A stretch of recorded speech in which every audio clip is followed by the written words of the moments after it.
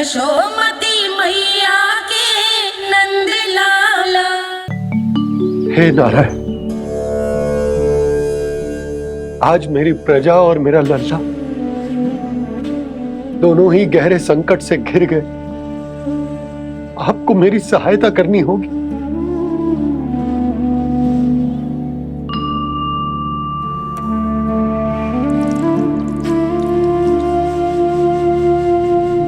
प्रभु, पिता होने का कर्तव्य मुझे एक दिशा में धकेल रहे है तो राजा होने का उत्तरदायित्व वो मुझे दूसरी दिशा में खींच रहा। इस भीषण संकट में मैं क्या करूं? मैं इस संकट में अपनी प्रजा का साथ भी ना छोड़ सकता हूं और ना ही अपने लल्ला को उस नरभक्षी सिंह की मान में भेज सकता हूं। आप ही को इस समस्या का समाधान निकालना होगा। जय शालिग्राम मुझे मेरे मैया बाबा ने दिया था और उन्होंने कही थी कि जब भी कोई संकट आएगा ना प्रभु, तो इसके रूप में आप मेरा हाथ पकड़ लोगे और मुझे बताओगे कि क्या करना है, कैसे करना है। आज मुझे आपके मार्गदर्शन की आवश्यकता है प्रभु। मुझे मार्ग दिखाइए। बाबा और राजा होने की दुविधा में मैं बटा जा रहा हूं। मेरे इस धर्म की नौका जो झंझावात में फंस गई है, उसे पार लगाइए नारायण। रक्षा कीजिए नारायण।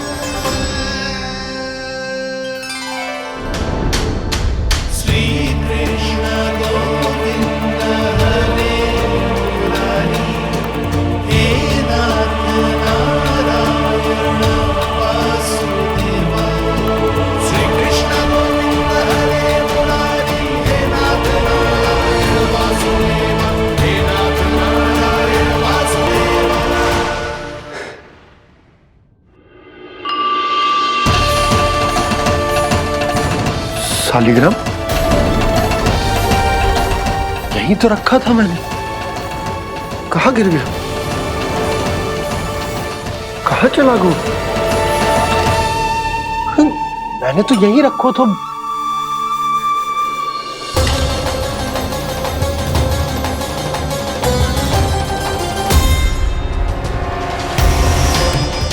कान्हा, तू यहाँ क्या कर रहा है? शालिग्राम देखो तूने?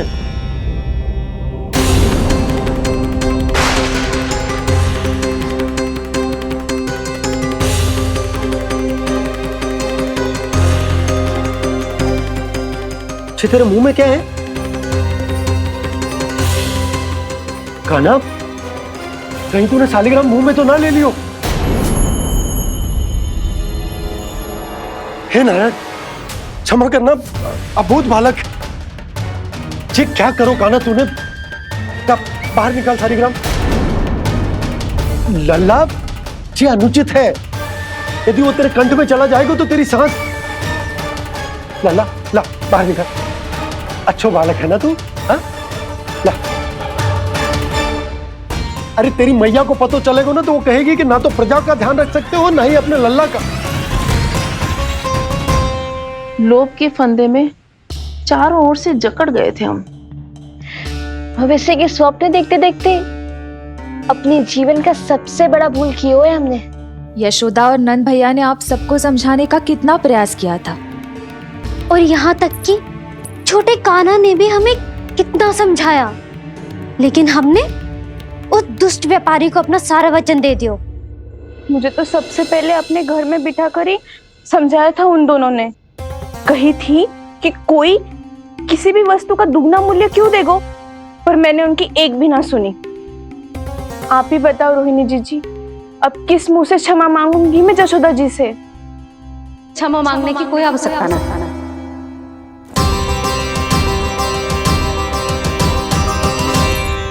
महत्वपूर्ण बात तो ये है कि तुम सबको अपनी भूल का आभास होगा और उसका पछतावा भी। पर अब तो बहुत देर हो गई है जसोदा जी, अब क्या होगा? जिस सुनहरे भविष्य के लिए हमने उस कपटी व्यापारी के सामने अपने नारायण के नाम का वचन दिया था, उसने वही भविष्य लेके राजा कंस के पांव के नीचे रख दिया है। संतुष्ट सुखी जीवन जी रहे थे हम। बछड़ों को उनके भाग का दूध मिलता था। हमारे बच्चे जितना चाहे दूध दही माखन खाते थे। अब उनके मुंह का निवाला छीनकर उस दुष्ट कंस को देना पड़ेगा चिच्ची। ना, नारायण की कृपा से तेरी जसोदा जिज्जी के पास गायों की कमी ना है। मैं अपने घर का सारा गोधन पूरे गांव के साथ बांटूंगी। किसी भी बालक के मुंह से निवाला ना छिने को। नारायण की कृपा से गोकुल का एक भी प्राणी वंचित ना रहेगा। हाँ नहीं तो देख कान्हा, बाबा का कहना मान ले। कान्हा, तुझे नारायण की सौगंध है, वो शालिग्राम मुझे दे दे।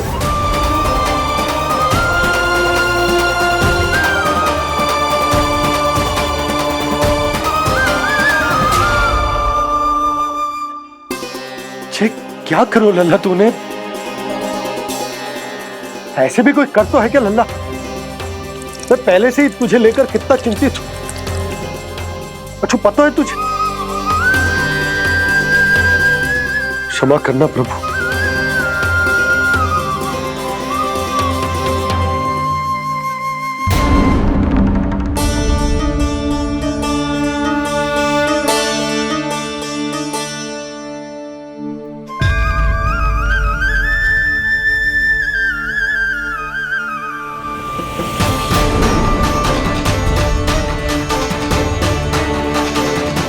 ये क्या कर रहे हो लल्ला? नारायण की मूर्ति कहाँ गई?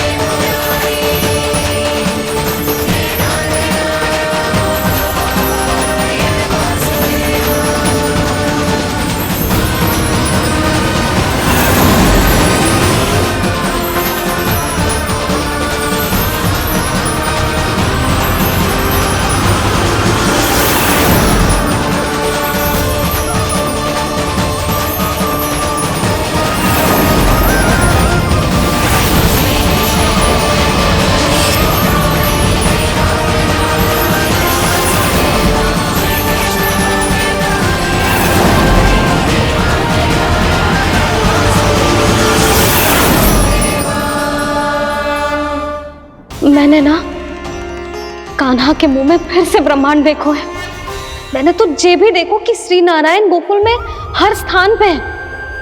जहां देखो वही नारायण।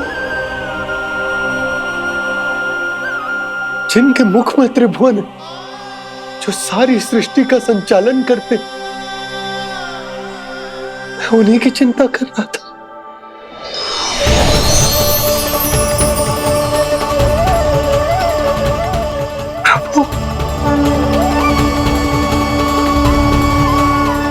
प्रभु, बाहर भी आप हैं और भीतर भी। मुझे क्षमा कर दो प्रभु, क्षमा कर दो। इस सांसारिक माया में आकर मैं भूल गया था जिनके पास सारी समस्याओं का समाधान है, जो किसी भी संकट को क्षण भर में समाप्त कर सकते, वो तो मेरे सामने ही।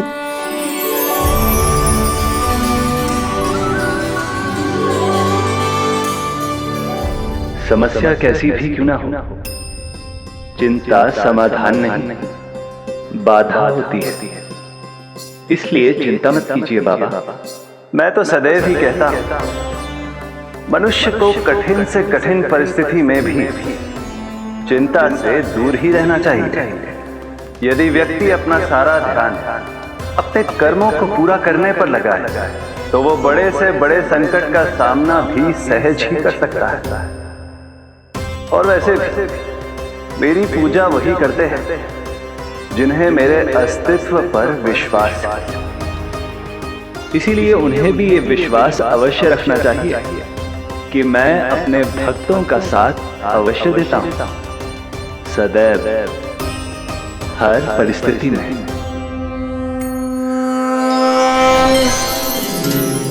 मैं आपके साथ ही हूँ बाबा।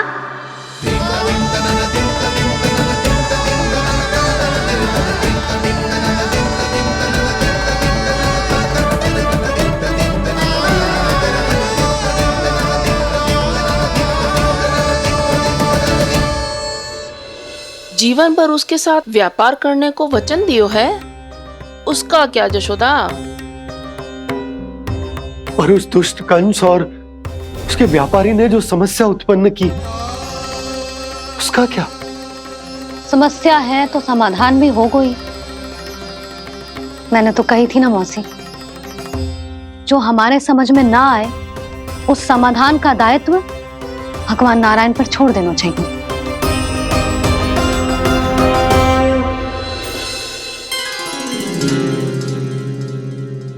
ये देखो,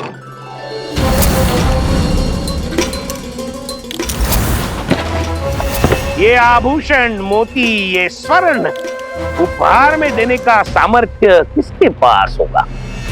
कंस महाराज, तुम देख लेना, मैं इस घर को महल बना दूंगा, सब झटक लूंगा। कान्हा, तुम तो अंतर्यामी हो, सब जानते। बताओ ना, कैसे मैं गोकुलवासियों की सहायता करूं? कोई उपाय सुझाओ। तुम्हारी ये रहस्यमयी मुस्कान बता रही है कि तुम्हारी लीला पहले से ही आरंभ हो चुकी है ना? अपने कर्मों का फल सभी को भोगना ही पड़ता है बाबा, चाहे वो अच्छा हो चाहे वो बुरा।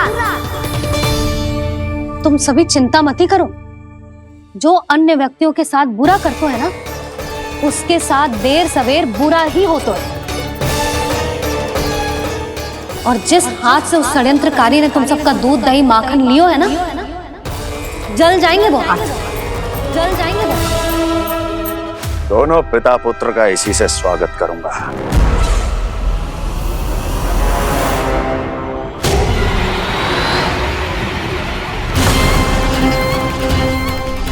अचानक गदा में ताप कैसा? मेरे हाथ जल रहे हैं।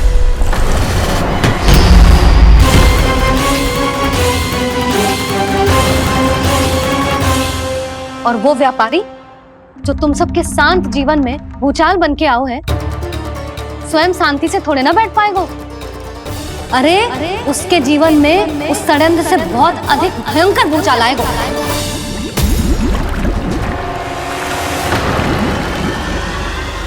स्वामी, ये अपने आप कैसे उबलने लगा?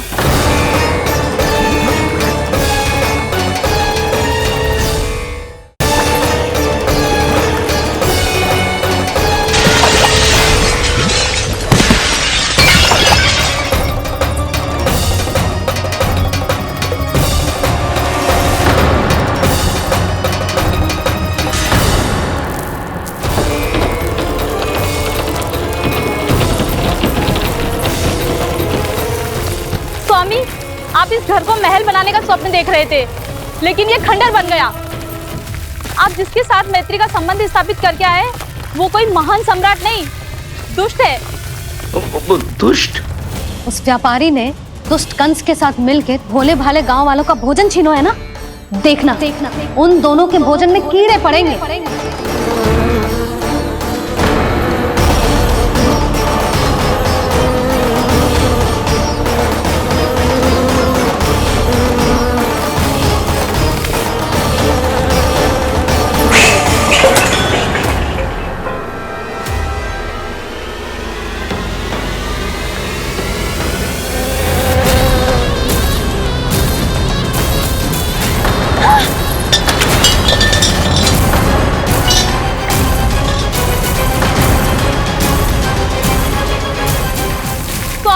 घर गया, जीविका का साधन गया, अब क्या जाएगा हमारा जीवन?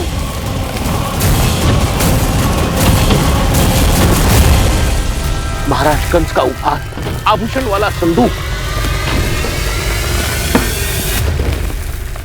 उन दोनों ने मिलकर तुम सबका दूध, दही, माखन, सच्चा धन छीनने का प्रयास करो, है ना?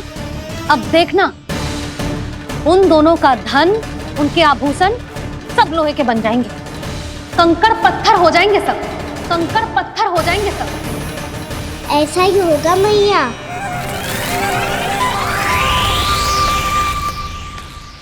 मेरे ग्राहक। लेकिन स्वामी, ये इतने क्रोध में क्यों दिखाई दे रहे हैं?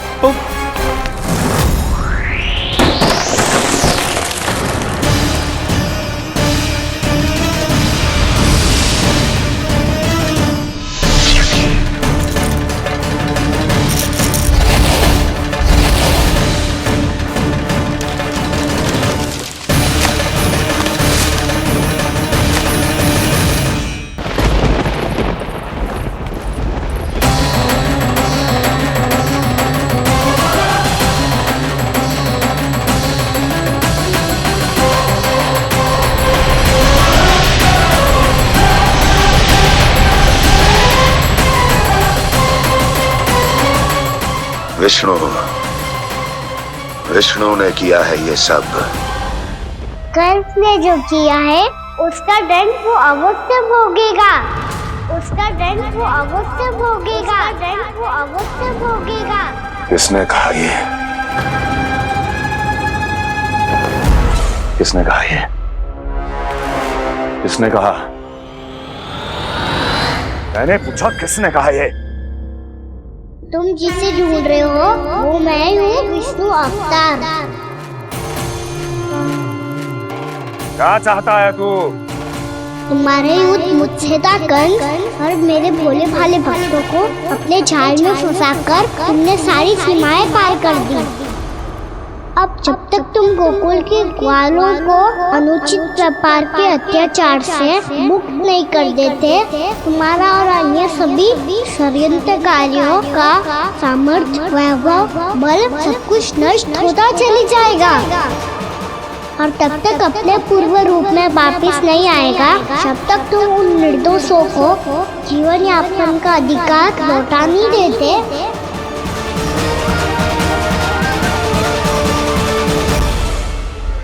महाराज, दूध, दही, माखन सब कुछ पूरी तरह से सड़ गया है। महाराज, सारा अनाज, फल और सब्जियां सब नष्ट हो चुकी है महाराज। महाराज, महल का सारा पेयजल दूषित हो चुका है। छल है ये। वो विष्णु अवतार हमें अपने माया जाल में फंसा रहा है। ऐसी सड़ी हुई मिठाइयां मैंने आज तक नहीं खाई हैं। खोए की नहीं, पत्थर की बनी है ये, उससे भी कड़ी है तुम्हारी ये मिठाइयां। आज के बाद कभी मिठाई नहीं लेंगे। जो बुरे कर्म करते हैं उनके साथ बुराई होता है, और अच्छे कर्म करने वाले को अच्छाई मिलती है। आप अपना कर्म कीजिए बाबा, आपकी चिंता अपने आप दूर हो जाएगी। और हाँ बाबा, शीघ्र ही आपको एक बड़ा डिनर लेना होगा। स्मरण रखिएगा, जो होता है वो अच्छे के लिए होता है।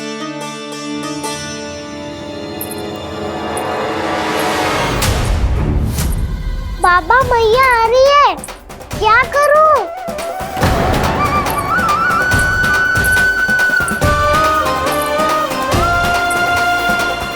कछु सुझाव दो ना बाबा, जिससे मैया मुझे ऐसे नहीं देख पाए।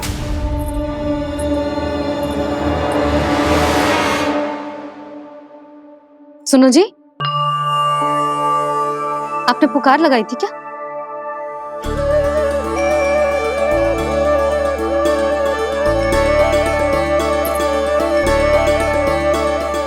तुम मुस्कुरा क्यों रहे हो?